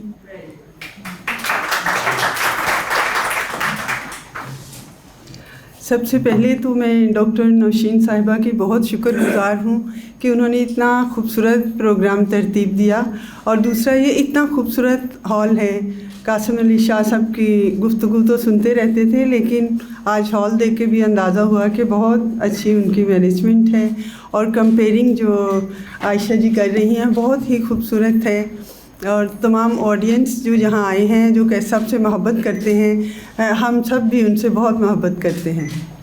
محبت میں کسی کو کیا ملا ہے، محبت میں کسی کو کیا ملا ہے، محبت ہی محبت کا صلہ ہے۔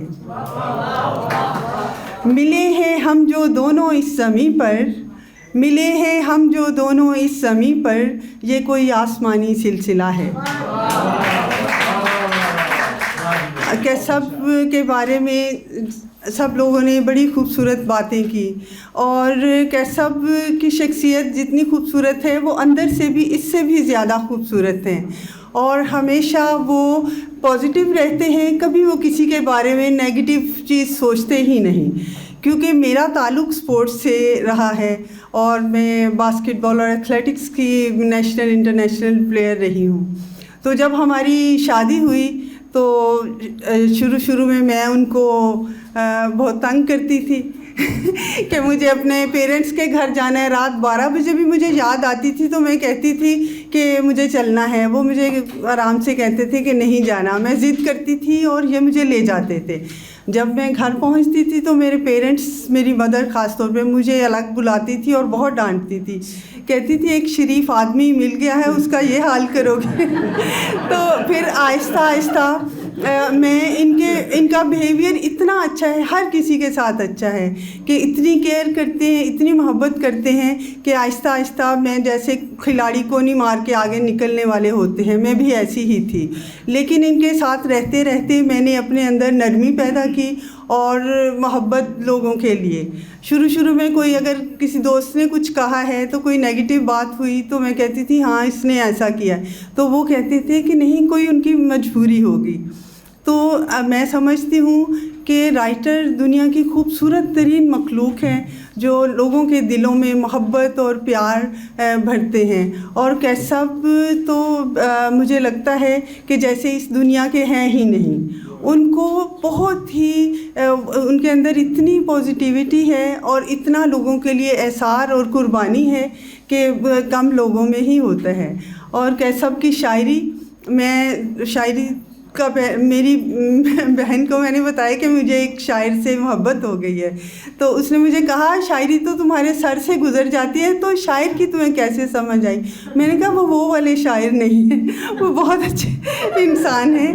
تو خیر ہماری شادی ہو گئی، اور اب یہ حال ہے کہ تقریباً سب کی مجھے ساری شاعری زبانی یاد ہے، لیکن ان کی چند غزلیں، ایک دو غزل میں آپ کو سناؤں گی عائشہ جی، اگر آپ کی اجازت ہو تو، کیونکہ عائشہ جی پروگرام چلا رہی ہیں نا تو ان کو اندازہ ہے۔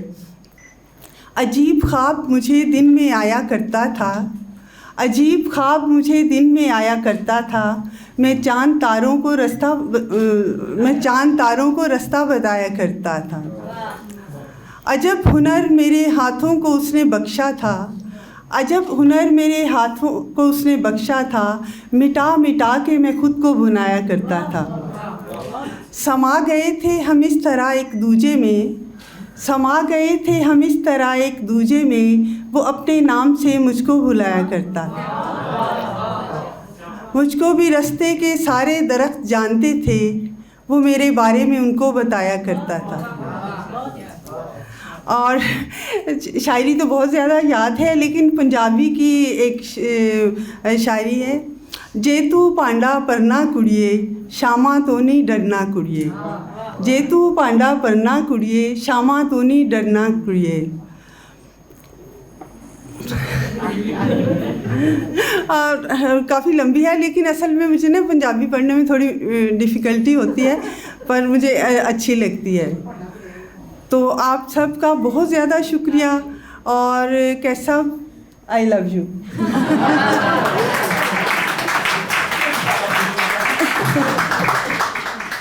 بہت شکریہ عابدہ صاحبہ، آپ سے ہم کسی دن الگ سے پوچھیں گے یہ وہ والے شاعر کون سے ہوتے ہیں۔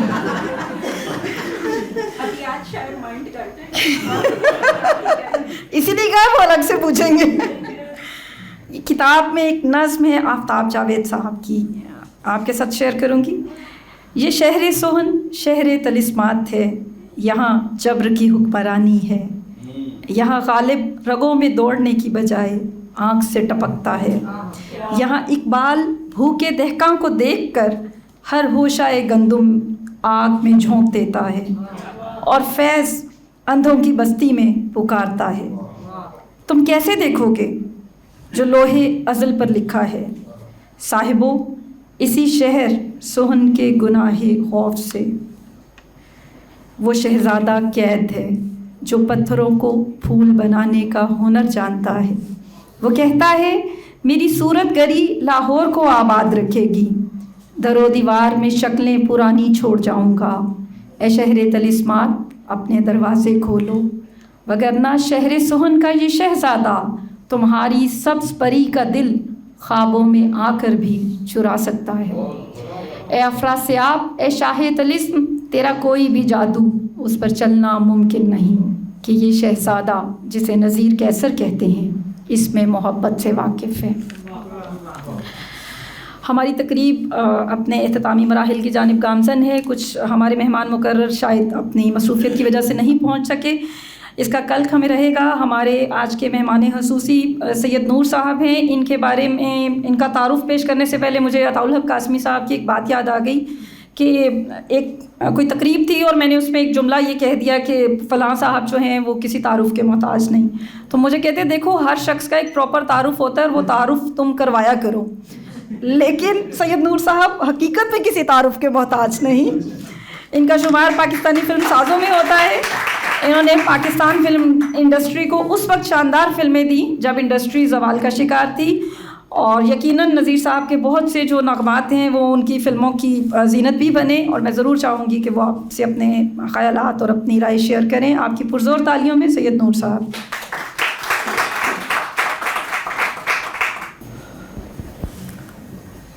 میرے ملک کے ذہین لوگ یہاں تشریف فرما ہیں، آپ سب کو میرا آداب۔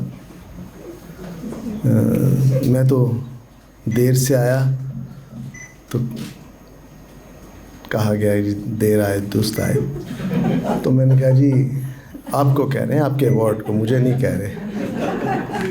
میں نے اپنا بچاؤ کر لیا۔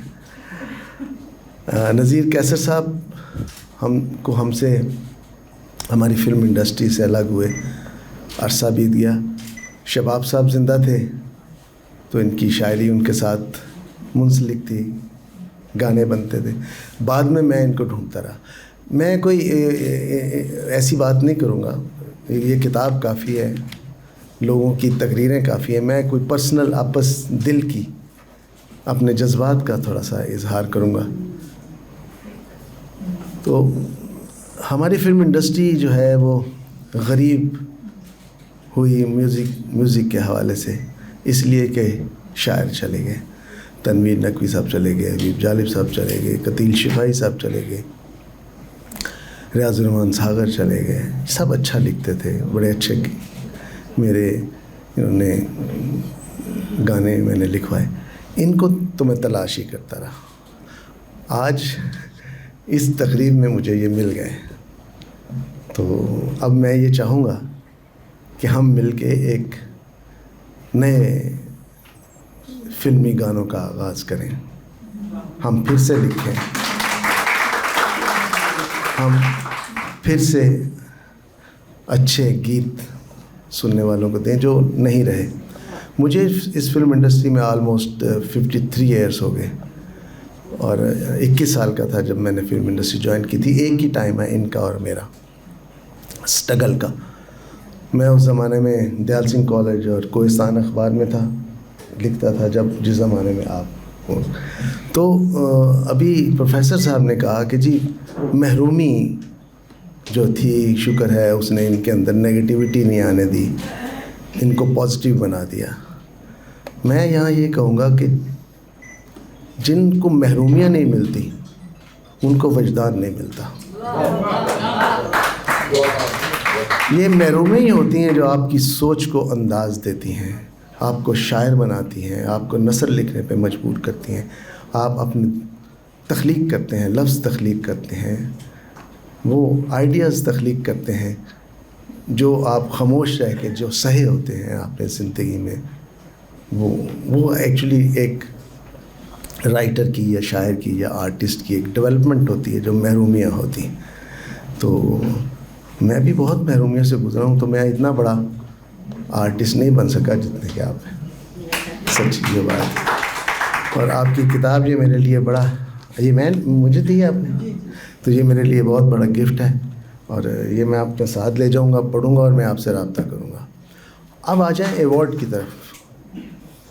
یہ جو پرائڈ آف پرفارمنس ہے, نکما ایوارڈ ہے, فضول ایوارڈ ہے. مجھے 7 سال پہلے 8 سال پہلے 17 امتیاز ملا, پرائڈ آف پرفارمنس سے بھی آ گیا وہ, لیکن کسی کو معلوم ہی نہیں, کوئی عزت ہی نہیں ہے اس کی. دیکھیں ہونا تو یہ چاہیے کہ جب یہ جائیں کسی ایئرپورٹ پہ جائیں کہ جی میں پرائڈ آف پرفارمنس ہوں, وہاں ان کو رسپیکٹ دینی چاہیے, وہاں ان کو اچھی سیٹ دینی چاہیے, وہاں ان کو اچھی جگہ دینی چاہیے, اتنا تو ریگارڈ ہو. آپ بجلی کا بل لے کے جائیں تو آپ کہیں کہ جی میں پرائڈ آف پرفارمنس ہوں, یہ میرا بل ہے, اس کو دیکھ لیں. آپ کو لائن میں لگنا پڑتا ہے آخر میں, وہ کہتے جائیں یہاں سے. تو اس کا یہ نام کا ایوارڈ ہے, اور یہ اب تو خیر جو ہے یہ ایوارڈ جو ہے وہ سفارشی ہو گیا, اور رات کو ڈیسائیڈ کر دیتے ہیں کسی کو, جی مجھے نا وہ رات کو لکھیں, جی ان کا نام لکھیں, جی ہاں نام لکھیں. تو بہرحال آپ کو مبارک ہو, ڈھیر ساری مبارک ہو اس ایوارڈ کی. آپ ڈیزرو کرتے تھے, آپ مستحق تھے, آپ کو ملا. یہاں تو ان لوگوں کو مل جاتا ہے جو مستحق ہی نہیں ہوتے. ہاں میرا کو بھی مل جاتا ہے, اندازہ کریں. میں سچی بات کرتا ہوں ہمیشہ. تو میں وش تو شکر ہے اللہ کا کہ ایک ڈیزرونگ آدمی کو, ایک قابل آدمی کو یہ ایوارڈ ملا ہے, اور ڈھیر ساری مبارکباد آپ کو. اور میں اجازت چاہوں گا, میں زیادہ بول نہیں سکتا, میں بھی محرومیوں کا پالا ہوا ہوں, بہت بولنا مجھے کم آتا ہے. آپ کا بہت شکریہ, آپ نے سنا. Thank you very much. السلام علیکم. اچھا ایک بات میں آپ کے بارے میں آپ نے اپنی محبت کا اظہار کیا, بڑا اچھا, وہی اسی لیے میں کہنے لگا ہوں, محبت کا اظہار کیا اپنے ہسبینڈ کے لیے کہ نذیر کیسر صاحب آئی لو یو, یہ کہا نا آپ نے. اگر آپ کہتی نذیر آئی لو یو, میں ان کو سونو کہتی ہوں, لیکن میں نے ادھر سونو تو میری سائمہ بھی مجھے کہتی ہے, بٹ آپ اس میں تکلف نظر آیا. نذیر کیسر صاحب آئی, اگر آپ کہتی نذیر آئی لو یو تو مجھے یقین آتا کہ آپ واقعی مائنڈ نہ کیجیے گا.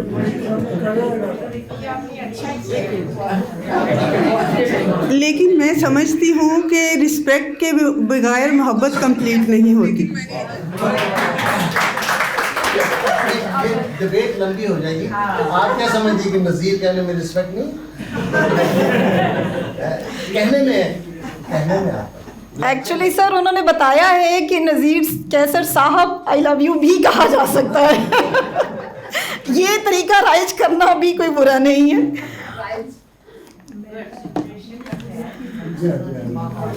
ہماری آڈینس میں بہت بڑے بڑے نام ہیں, مجھے بہت سے لوگوں کا نام دیا گیا, لیکن وقت بھی میرے پیش نظر ہے کہ ہمیں اس کو ٹائم پہ ختم کرنا ہے. سو میں اب یہ چاہتی ہوں کہ ہم سب بہت بےتاب ہیں نذیر کیسر صاحب کو سننے کے لیے, تو اگر ہم زیادہ سے زیادہ اب ان کو سنیں تو شاید, میرا خیال ہے کہ سب کے دل کی یہی آواز ہے. تو نذیر کیسر صاحب آپ کے بارے میں بہت کچھ کہا گیا, میں کچھ نہیں کہوں گی ماں سوائے اس کے کہ ہم آپ کو اپنی پرزور تالیوں میں اظہار خیال کی دعوت دیتے ہیں. جی سب سے پہلے تو قاسم علی شاہ صاحب کا, ان کی فاؤنڈیشن کا بے حد شکریہ, اور پھر سلمہ ایوان صاحبہ کا کہ ان کا آنا باعث رونق ہی نہیں باعث برکت بھی ہے. اور کچھ خوشیاں اچانک ملتی ہیں, اس میں خوشی سید نور صاحب کا آنا ہے. تو یہاں بہت خوبصورت لوگ اور بڑے اچھے لوگ, بڑے معروف لوگ ہر شعبے سے, اور یہ میں سمجھتا ہوں میری محبت ہے ان سے یا ان کی مجھ سے. ہمارے ملک کے بہت بڑے بلکہ بین الاقوامی لیول کے مصور شفیق فاروقی صاحب یہاں تشریف رکھتے ہیں, ان کے لیے ایک تالیاں ہونی چاہیے ضرور. رومان نوین ہیں, اقبال چشتی ہیں, اور جس محفل میں خواتین بہت زیادہ ہوں تو پھر وہ تو بہت ہی خوبصورت محفل ہوتی ہے. صحیح بات ہے. میں تو وہ ایک واقعہ بتاتا ہوں, لوگ اس پہ بھی ہنستے ہیں کہ میں جب سفر اپنی گاڑی پہ ہم نہیں جب جاتے تو کسی کوچ میں اگر میں سوار ہونے کی کوشش کرتا ہوں تو پہلے ایک نظر دیکھتا ہوں کہ کوچ میں خواتین ہیں یا نہیں ہیں, ورنہ وہ بے رونق لگتی ہے مجھے. اور کائنات بھی عورت کے بغیر نامکمل ہے, بلکہ خالی ہے. تو ڈاکٹر نوشین صاحبہ کا بہت شکریہ کہ انہوں نے کوآرڈینیٹ کیا, ورنہ یہ محفل اتنی خوبصورت نہ ہوتی. تو عائشہ جی آپ کا بہت شکریہ, اتنی خوبصورت آپ نے کمپیئرنگ کی, لائیو رکھا چیزوں کو. تو میری شاعری جو ہے وہ کیوں مختلف ہے. کسی نے کہا تھا کہ لوگ شاعر ہوتے ہیں لیکن ان کے پاس کوئی نظریہ شعر نہیں ہوتا, تو نذیر کیسر کے پاس نظریہ شعر بھی ہے. اب نظریہ شعر کا جب ذکر کرتے ہیں تو بڑی بڑی باتیں ذہن میں آتی ہیں, ترقی پسند تحریک ہے, رومانوی تحریک ہے, بہت سی جدید شاعری ہے, لیکن میں نے ان سے کبھی کوئی اس طرح واسطہ نہیں رکھا جیسے کسی تحریک سے رکھا جاتا ہے. میں نے اپنا رشتہ کائنات سے جوڑا اور پرانی شاعری کو دیکھا کہ ولی دکنی سے لے کر ناصر کاظمی تک اتنی مایوسی، اتنی نفی ذات، نفی زندگی. تو میں نے غور کیا کہ ہماری شاعری ہے کیا. میں اپنی اردو شاعری کے تمام مضامین ایک فل اسکیپ پیج پہ لکھ سکتا ہوں. یہ بالکل صحیح بات ہے. محبوبہ ہے تو بچھڑی ہوئی ہے، قریب ہے تو بے وفا ہے، ستمگر ہے، قاتل ہے، رقیب کے ساتھ جانے والی ہے، بے وفا ہے، شہر ہے تو جڑا ہوا ہے، گلیاں بے چراغ ہیں، موسم ہے تو خزاں کا ہے، دوست ہے تو آستین کا سانپ ہے، ناقابل اعتبار ہے، آسمان بے رحم ہے، آسمان بے رحم ہے، زمین سنگ دل ہے. اتنی عجیب و غریب شاعری ہم نے کی ہے. زندگی سے بھاگے ہوئے لوگ ہیں، اور یہ دنیا جو ہے رہنے کے قابل نہیں ہے. عارضی سرائے ہے، گناہ کا گھر ہے، اس سے دل نہیں لگانا چاہیے. تو اتنی نیگیٹو اپروچ ہے لائف کے بارے میں. زندگی جبر مسلسل کی طرح کاٹی ہے، جانے کس جرم کی پائی ہے سزا یاد. ایک سزا بھگتنے کے لیے آئے ہوئے ہیں. تو میں تو اس شاعری سے بھاگ گیا. میں نے کہا کہ ایسا نہیں، زندگی بہت خوبصورت ہے، جینے کے قابل ہے، دنیا دل لگانے کے قابل ہے، محبوبہ بے وفا نہیں مہربان ہے، دوست قابل اعتبار ہے. تو یہ تمام چیزیں میں نے ریورس کی، اور یہ کوئی جان کر نہیں کی. مجھے دنیا اچھی لگی. جیسے ابھی شعر کسی نے پڑھا تھا، دنیا اچھی لگتی ہے، رب اچھا لگتا ہے، اچھی آنکھوں والوں کو سب اچھا لگتا ہے. ساری کتابیں، سارے صحیفے مجھ پر اترے ہیں، مجھ کو دنیا کا ہر مذہب اچھا لگتا ہے. تو ایک بات میں بلکہ یہاں سے بھی شروع کرنا چاہتا ہوں جہاں پر ختم ہوئی ہے سید نور صاحب سے. تو میرا بڑا جی چاہتا تھا کہ میں سید نور کی فلموں کے گانے لکھوں. تو ایک رات میں کسی محفل میں تھا، تو سید نور کا فون آیا کہ کیسر بھائی آپ آ سکتے ہیں؟ میں نے کہا اس وقت تو میں نہیں آ سکتا. رات کے 12 بجے تھے. تو میں نے کہا کیوں، کیا بات ہے؟ کہنے لگے کوئی گانا وانا لکھنا ہے. تو میں نے کہا اس وقت تو میں نہیں آ سکتا. کہنے لگے میں گاڑی بھیج رہا ہوں، آپ آ جائیں. تو خیر میں چلا گیا. تو وہاں گیا تو صرف رخسانہ نور تھی، نہ شاہ جی تھے، نہ کوئی. ہاں پہلے انہوں نے بتایا کہ امجد بابی بیٹھے ہوئے ہیں. تو وہ فلم غالباً سنگم تھی. تو میں گیا تو امجد بابی بھی جا چکے تھے، شاہ جی بھی. تو رخسانہ کہنے لگی کہ شاہ جی آ جاتے ہیں. امجد بابی بھی کہتے ہیں کہ جب کیسر صاحب آئیں تو مجھے بلا لیں. تو میں نے کہا ان کو بلا لیں. تو ان کو فون کرتے رہے، وہ غالباً جا کے سو گئے. تو شاہ جی بھی نہیں آئے. تو رخسانہ نے کہا آپ کھانا کھائیں. میں نے کہا وہ میں کھا آیا ہوں. خیر کافی وغیرہ انہوں نے پلائی. تو میں نے کہا اچھا مجھے گھر بھجوا دیں، میں کل آ جاؤں گا. تو دوسرے دن میں نہیں گیا. تو اس کے بعد رخسانہ نے مجھے کہا کہ آپ نے تو مجھے امتحان میں ڈال دیا ہے. میں نے کہا کیا ہوا؟ کہتی وہ شاہ جی کہتے ہیں یا تو کیسر صاحب کو بلائیں یا پھر خود گیت لکھیں. تو رخسانہ کہنے لگی کہ میں تو آپ کی وجہ سے فلمی نغمہ نگار بن گئی. تو انہوں نے وہ گیت لکھے. تو خیر میں بڑا لاؤبالی تھا، درختوں میں بھاگنے والا، پودوں میں جینے والا. اور اس زمانے میں ڈائریکٹر کا ایک فلمی میگزین تھا، اس کا ایڈیٹر تھا. تو خیر فلمی واقعات تو بہت ہے. میری آخری فلم کا ایک واقعہ ہے. تو سید نور ریکارڈنگ ہو رہی تھی میرے ایک نغمے کی، تو وہاں آ گئے. تو کسی نے مجھے بتایا، امان مرزا نے، کہ سید نور آئے ہیں، وہ کہتے ہیں کہ میں اس لیے آیا ہوں کہ نذیر کیسر کا گانا ہے۔ تو میں نے کہا میرے لیے بڑے اعزاز کی بات ہے کہ سید نور میرا نغمہ سننے کے لیے آ گئے۔ تو کانٹا میری آخری فلم تھی اور میرا کی پہلی فلم تھی وہ،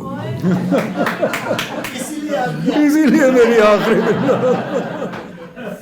تو وہ اس فلم میں مجھے بڑے امتحانات سے گزرنا پڑا۔ امان مرزا میرے بڑے دوست تھے، ڈائریکٹر جو تھے، تو وہ کہتے تھے کہ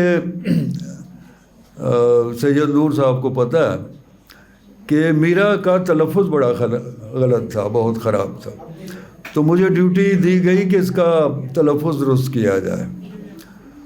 تو میں نے 2-3 دن کے بعد امان مرزا صاحب سے کہا کہ مجھے اس ڈیوٹی سے فارغ کیا جائے ورنہ میرا اپنا تلفظ خراب ہو جائے گا۔ تو بہت آپ سب جانتے ہیں کہ میرا جی کیا تھی اور کیا ہیں، بہت دلچسپ کریکٹر ہیں۔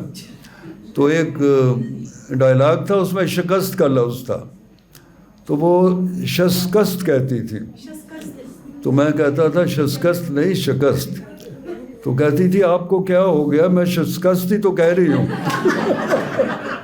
تو بہرحال تو جہاں تک میری شاعری کا تعلق ہے تو میں کہا کرتا ہوں کہ میں بچوں کے لیے لکھتا ہوں، جسے بڑے بھی پڑھ سکتے ہیں، اور بڑوں کو وہ شاعری ضرور پڑھنی چاہیے تاکہ وہ بچے بن سکیں۔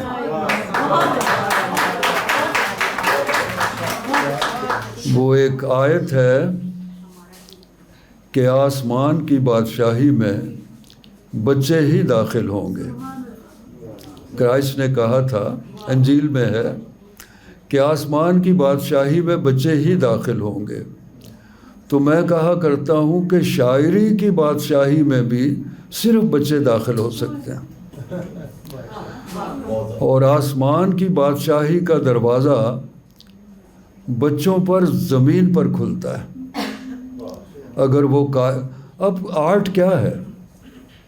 کائنات میں انسان کو داخل کر دیں تو آرٹ پیدا ہو جاتا ہے۔ انسان کے بغیر کائنات نامکمل ہے، بل اس کا آرٹس تو نامکمل ہے۔ تو میں نے درختوں سے باتیں کرنا سیکھا۔ جیلانی کامران نظم کے شاعر تھے، تو میری پہلی کتاب 1968 میں جب چھپنے لگی تو میں نے ان کو کہا کہ اس کا دیباچہ لکھیں آپ۔ انہوں نے کہا کہ ہم تو غزل کو شاعری نہیں مانتے، ہم تو نظم کے لیے کام کرتے ہیں۔ تو میں نے ان کو کہا کہ آپ اس کو پڑھ لیں، اگر آپ کو اچھا لگے تو آپ دیباچہ لکھیں۔ تو انہوں نے کوئی 1 ہفتے بعد مجھے بلایا، کہنے لگے کہ یہ غزلیں نہیں ہیں، یہ تو نظمیں ہیں۔ تو آپ کا تو ایک شعر جو ہے وہ پورا موڈ بناتا ہے غزل کا، اس میں یہ نہیں ہے کہ ایک میں ہجر ہے، ایک میں وصال ہے، ایک میں بچھڑ گیا بندہ، ایک میں مل گیا ہے۔ تو اس میں تو ایک موڈ کی غزلیں ہیں نظم کی طرح۔ پھر انہوں نے مجھے سوال کیا کہ یہ آپ کو درختوں میں چہرے کیسے نظر آتے ہیں، درختوں کی شاخوں میں ہاتھ کیسے نظر آتے ہیں؟ تو میں نے کہا کہ میں نے کائنات سے ایک نیا رشتہ قائم کیا ہے۔ اور اگر آپ، یہ ایک فلم کی بات ہے کہ کیمرہ ایک جگہ رکھتے تھے پرانی فلموں میں، اس کا اینگل ہی چینج نہیں ہوتا تھا، تو ہمارے شاعروں نے بھی ایک جگہ کیمرہ رکھا ہوا، ایک ہی طرح کی چیزیں نظر آتی ہیں انہیں، کائنات ایک ہی جگہ نظر آتی ہے۔ وہی جیسے میں نے گنا، ہجر، وصال اور جبر مسلسل، بے وفائی، ستم گری، اس کے سوا کچھ نظر نہیں آتا۔ اور بنی بنائی زبان ہے، میخانہ ہے، واعظ ہے، شیخ ہے، کوچہ قاتل ہے، پتہ نہیں کیا اس زبان سے نکالنا چاہتے ہیں وہ۔ اس زبان کو کسی گٹھڑی میں باندھیں اور اس کو پھینک دیں، یہ اس قابل نہیں ہے کہ اس سے نئی شاعری پیدا ہو سکے۔ اور نئی شاعری، کسی نے مجھے کہا کہ نئی شاعری کیا ہوتی ہے؟ میں نے کہا ہم تو اپنی زندگی تبدیل کرنے کی ہمت نہیں رکھتے تو نئی شاعری کہاں سے پیدا کریں. پانی کی طرح ہمارے خیالات بھی گدلے ہو چکے ہیں, خراب ہو چکے ہیں, پراگندہ ہو چکے ہیں. پانی کی طرح ہمیں اپنے خیالات کو بھی فلٹر کرنے کی ضرورت ہے. ہم خیالات نہیں بدلتے تو ہماری شاعری کہاں سے بدلے گی. ہم نے زندگی کو بدلنا نہیں سیکھا. اور میں کہا کرتا ہوں کہ ہم نے ماضی کا کوڑ کباڑ جو ہے وہ اپنے ذہنوں میں بھر رکھا ہے. آزادی جو ہے وہ ماورائی تصورات سے ہو, زمینی تصورات سے ہو. آزادی کے بغیر آپ سچ نہیں بول سکتے, اور سچائی آدمی کو آزاد کرتی ہے. تو ہم نے, اور میں کہا کرتا ہوں کہ جھوٹے آدمی کا بھی آئیڈیل جھوٹا آدمی نہیں ہوتا, سچا آدمی ہوتا ہے. ہم سچ بولنا, سچ سننا پسند کرتے ہیں, لیکن ہماری زندگی, ہمارا معاشرہ جو ہے وہ جھوٹ کی بنیادوں پر کھڑا ہے. اس لیے اتنا غیر, اب ارسطو نے کہا تھا کہ جس ملک کی موسیقی بے لے ہو جائے وہ معاشرہ بے لے ہو جاتا ہے. تو ہم نے اپنا توازن گنوا دیا ہے. ہم, وہ ایک پرانی بات میں کہا کرتا ہوں کہ باہر بھی دریا اسی کو نظر آتا ہے جس کے اندر دریا ہوتا ہے. تو ہمارے اندر دریا نہیں ہے, وہ کوئی جیسے اب ہمارا راوی ہے, دریا تو نہیں ہے, جوہر ہے, ایک نالا ہے. تو ہم نے اپنے اندر بھی شاید اس طرح کے جوہر پیدا کیے ہوئے ہیں. تو وہ صاف شفاف پانی کی ضرورت ہے, اس کے بہنے کی ضرورت ہے. تو پھر باہر بھی ہمیں دریا نظر آئے گا. جب ہم کسی باغ میں داخل ہوتے ہیں تو وہ باغ بھی ہم میں داخل ہونا شروع ہو جاتا ہے. لیکن فرق ہے, باغ نے اپنا پھاٹک کھولا ہوا ہے لیکن ہم نے اپنے پھاٹک بند کیے ہوئے ہیں. تو ہمیں اپنے پھاٹک کھولنے چاہیے. ہمارے چھوٹے چھوٹے سے پرابلم ہیں, چھوٹی چھوٹی سی چیزیں ہیں, مذہب ہے, زبان ہے, صوبہ ہے, اور فرقے ہیں, اور پھر اس میں بھی چھوٹی چھوٹی ذاتیں ہیں. اتنا تقسیم کیا ہوا ہے ہم نے اپنے آپ کو کہ مکمل انسان کہیں دکھائی نہیں دیتا. میں نے اپنے ایک دیباچے کو شروع کیا تھا, اے شام ہم سخن ہو کا دیباچہ. اس کا پہلا پیراگراف ہے کہ آدمی اپنے منتخب کیے ہوئے لفظوں سے مجسم ہوتا ہے. اور منتخب کیے ہوئے لفظ کیا ہیں؟ ہمارے خیالات ہیں. بدھا نے کہا تھا کہ جیسا آپ کا خیال ہوتا ہے ویسے ہی آپ کا چہرہ ہو جاتا ہے. اور میں نے اسی دیباچے میں لکھا کہ جب ہم پیدا ہوتے ہیں وہ چہرہ تو ہمیں فطرت نے دیا ہوتا ہے, لیکن جس چہرے کے ساتھ ہم مرتے ہیں وہ ہم نے خود تراشا ہوا ہوتا ہے. تو وہ ہمارے خیالات تراشتے ہیں. تو بہت شکریہ, بہت اچھا لگا سب کے لیے. تو ایک نئی غزل میں آپ کو سناتا ہوں.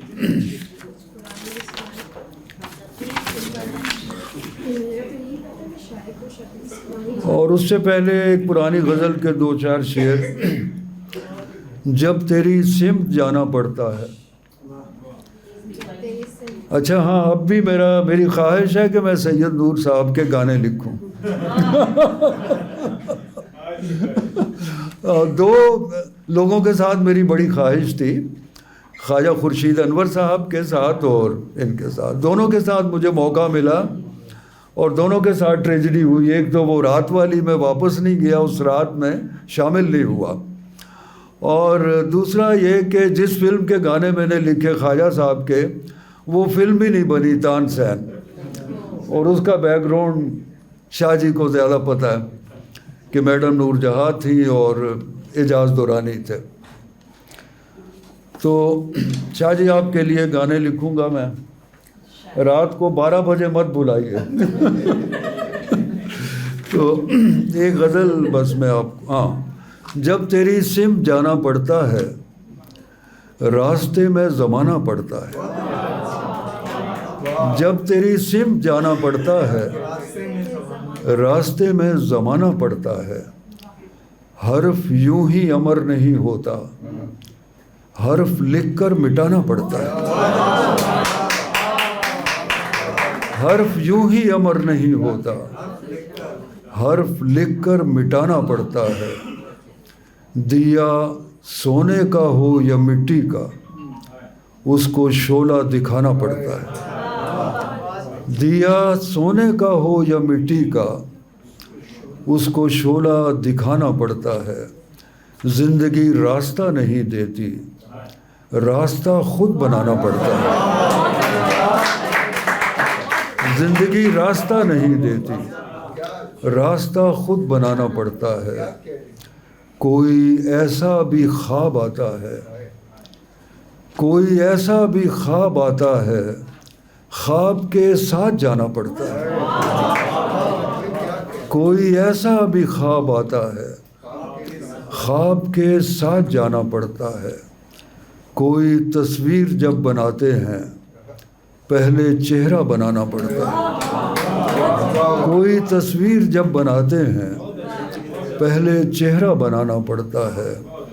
کتنا مشکل ہے دیکھنا اس کو, دیکھ کر مسکرانا پڑتا ہے. کتنا مشکل ہے دیکھنا اس کو, دیکھ کر مسکرانا پڑتا ہے. اور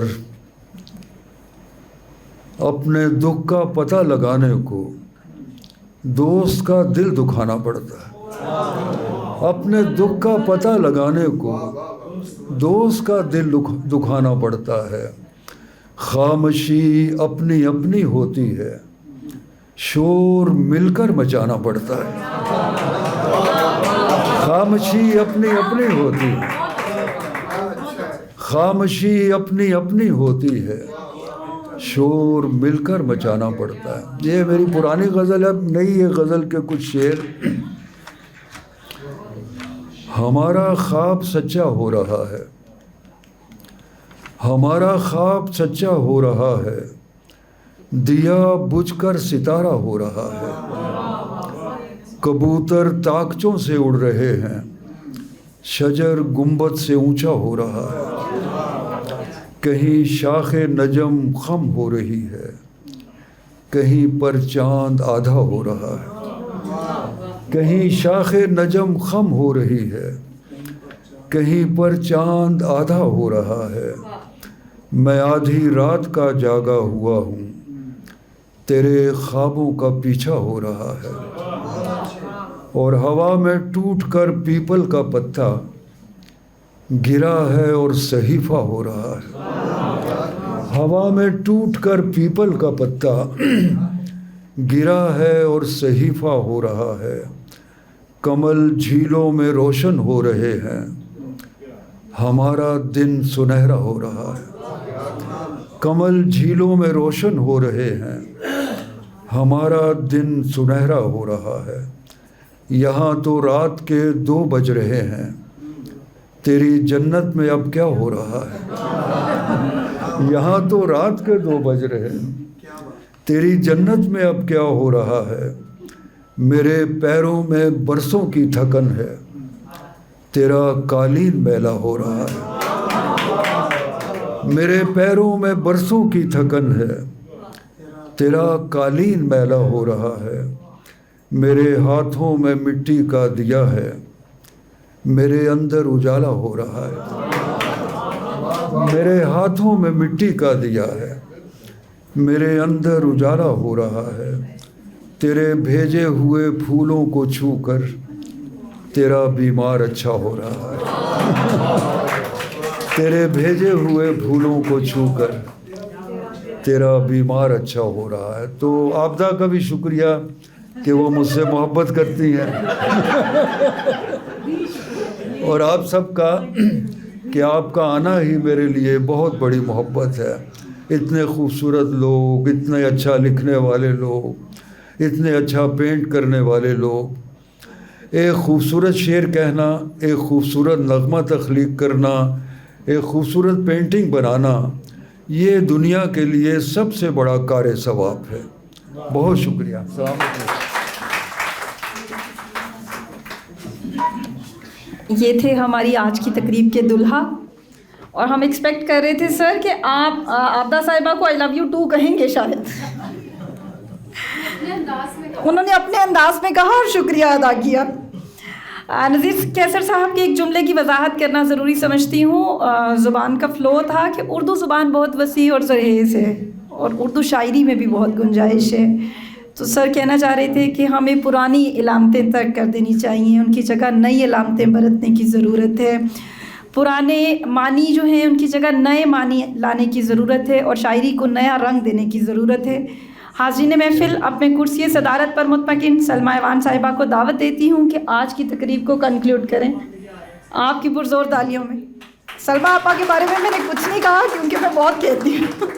तुम्हारे लिए बहुत दुआएं, बहुत मोहब्बतें। ये इतनी सारी, जो यहाँ पर इतना क्राउड नहीं होता जितना आज है, और आयशा बहुत खुश होगी यकीनन। और ये सब लोग मोहब्बत करने वाले लोग हैं, सब नज़ीर कैसर से मोहब्बत करते हैं। मोहब्बतें देने वाला, समेटने वाला, बांटने वाला, और ये पैगंबरों का शिवा है। तो ये बहुत बड़ी बात है। इतनी खूबसूरत तकरीब, इतना खूबसूरत ये महफ़िल।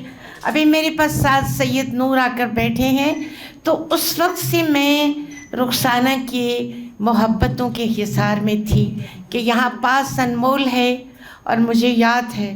तो ये वो चले गए हैं और हमने चले जाना है, मगर मोहब्बतें बांट के जाने वाले लोग वो याद रहते हैं। यहाँ इतनी खूबसूरत सभी लोगों ने बातें की, और ये सब लोग नज़ीर से इतना प्यार करते हैं कि मेरा ख़याल है कि यही हमने दुनिया में से यही चीज़ें लेकर जानी है। बहुत दुआएं मेरे बच्चे आपके लिए, बहुत दुआएं, बहुत मोहब्बतें। बहुत शुक्रिया सलमा आपा। मोहब्बतें बांटती आज की ये महफ़िल अपने अख्ताम को पहुँचती है।